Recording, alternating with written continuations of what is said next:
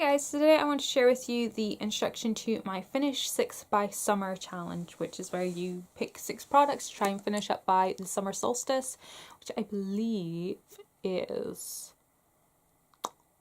I'm going to say it's around the 24th of June. I can't remember off the top of my head. I will annotate if I can find out that information, but it's to use it by the summer solstice. And for this challenge I decided to pick full-sized,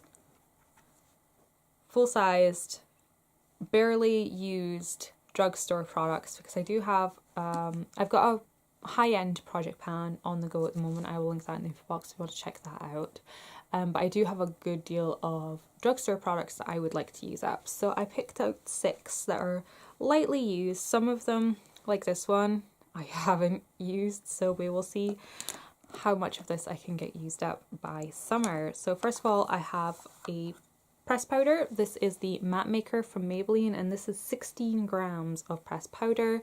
I have to be careful with it because the glue that's supposed to keep it in is a bit shoddy, but I have used it lightly. It has a sort of slight dip in it from previous use, but not a whole lot.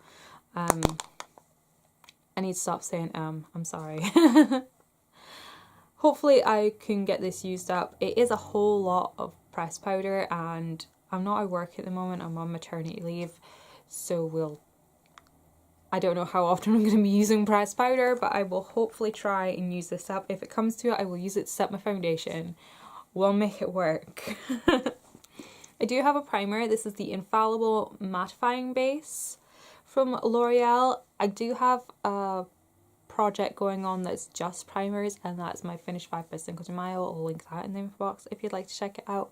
But those are all sample size primers, and I'm almost certain that I will have them all finished, if not by the 5th of May, but before the 5th of May.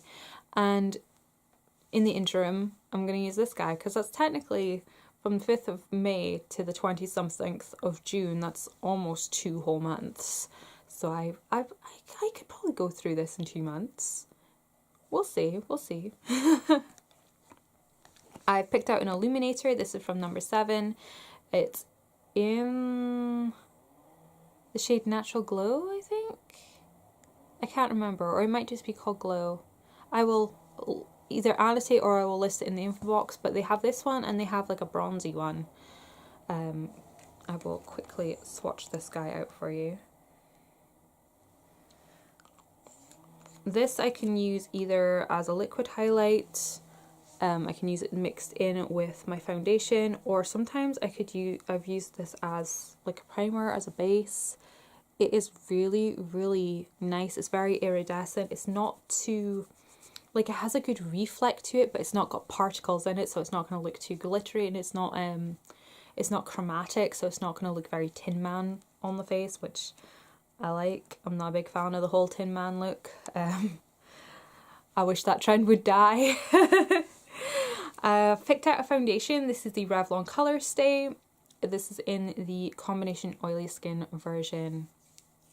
I've had this opened and I've swatched it a couple of times, but I actually haven't had this on my face. I haven't actually used the Color Stay foundation since probably 2012. It's been a very long time since I've used Color Stay, but it was my all-time favourite for a very long time. I think I went through 3 consecutive bottles of it, so hopefully it's still as good as I remember it. Obviously this isn't from 2012. That would just be absolutely nuts. But I have had this foundation for a very long time. I think I've had this foundation for maybe a year and a half sitting. And I think for most of that it sat unopened as well. So we'll see. We'll see how it goes. And lastly, I have 2 Max Factor concealers. This one, I've only maybe used once or twice.